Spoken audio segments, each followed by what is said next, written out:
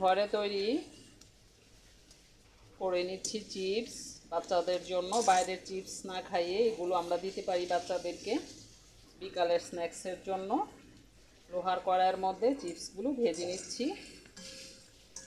এগুলো আসলে মূলত চালের গুঁড়ো আর কি, চালের গুঁড়োর তৈরি। একটু শুকিয়ে নিয়ে তারপর আমরা এইভাবে অল্প তেলের মধ্যে মুচমুচ করে ভেজে নিচ্ছি।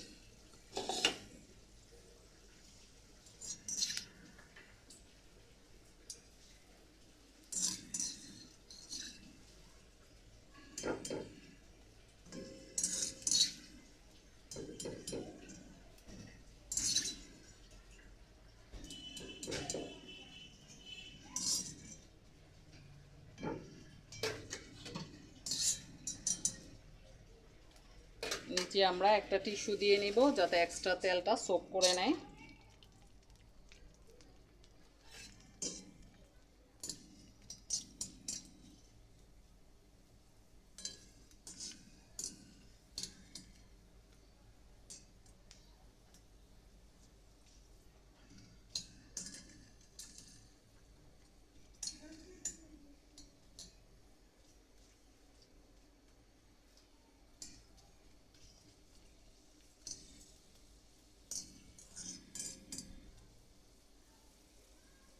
এখানে অনেকগুলো চিপস ভেজে রেখেছি।